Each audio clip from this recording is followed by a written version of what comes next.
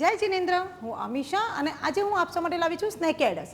ઘણી વખત સવારનો ભાત બચી જાય છે, તો આજે આપણે એનો ઉપયોગ કરીને એક નવી વાનગી બનાવશું. તો ચાલો આજે આપણે બનાવીએ રસિયા મુઠિયા. એની તૈયારી કરી લઈએ.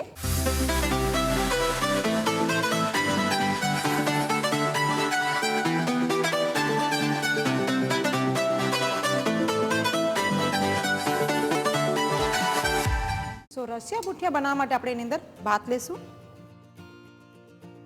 આ ભાત બેઝિકલી કુકરનો હોવો જરૂરી છે, બીકોઝ થોડી ચિકાસ ભાતમાં હોવી જરૂરી છે. એની અંદર આપણે આ ચણાનો લોટ એડ કરશું, ઘઉંનો લોટ. અને હવે આપણે એની અંદર થોડા મસાલા કરી લઈએ. હળદર પાવડર, લાલ મરચું પાવડર, ધાણા પાવડર, જીરું પાવડર અને સ્વાદ પ્રમાણે અંદર મીઠું એડ કરી દઈશું. તમે ચાહો તો આની અંદર લીલા મરચાં અને કોથમીર બી નાખી શકો છો, બટ આ જે વાનગી છે અગર તમારે તિથિમાં વાપરવી હોય તો આમ જ બનાવશો. હવે આપણે એને મિક્સ કરી લઈએ એક વખત. યુઝ્યુઅલી ઘણા લોકો એની અંદર સોડા પણ નાખે છે, બટ આપણે અહીંયા સોડા નથી નાખી રહ્યા. એની જગ્યાએ આપણે ઓઇલ નાખશું.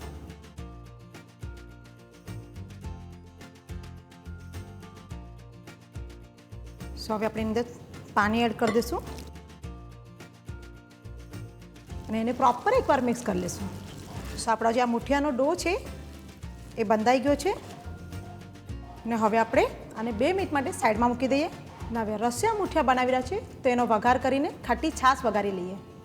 સો એક પેનમાં આપણે ઓઇલ એડ કરીશું. ઓઇલ અહીંયા ગરમ થાય એટલે આપણે એની અંદર રાઈ એડ કરી દઈશું. એની અંદર આપણે હિંગ એડ કરીશું,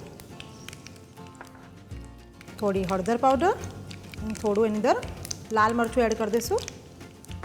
હવે આપણે આ જે છાશ છે એ એની અંદર એડ કરી દઈશું. અને હવે એની અંદર થોડું પાણી પણ એડ કરી દઈશું. હવે આપણે એની અંદર થોડું મીઠું એડ કરી દઈશું તાકી આપણી જે છાશ છે એ ફાટી ન જાય.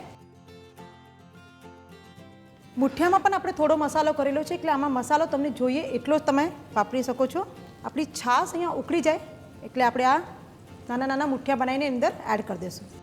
સો આપણા બધા જ મુઠિયા એની અંદર નખાઈ ગયા છે. હવે આપણે એની અંદર થોડું પાણી નાખીને આ બાઉલને પણ આપણે સાફ કરીને એની અંદર એડ કરી દઈશું તાકી આપણી જે મુઠિયાની ગ્રેવી છે એ થોડી થીક થઈ જાય. જ્યાં સુધી મુઠિયા સોફ્ટ ન થઈ જાય ત્યાં સુધી એને થવા દઈશું. જેનો આ જે વાનગી છે એ તિથિમાં તો બનાવી શકીએ છીએ, બટ પર્યુષણ આવી રહ્યા છે એમાં પણ આ વાનગી બનાવી શકીએ છીએ. સો આપણા રસાવાળા રસિયા મુઠિયા તૈયાર થઈ ગયા છે, તો એને એક બાઉલમાં આપણે સર્વ કરી લઈએ.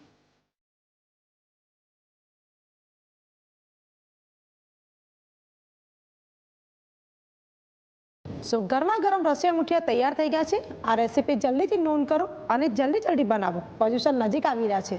સો આપ સૌને અગર અમારી રેસીપી ગમે છે તો એને લાઇક, શેર એન્ડ સબસ્ક્રાઇબ કરો.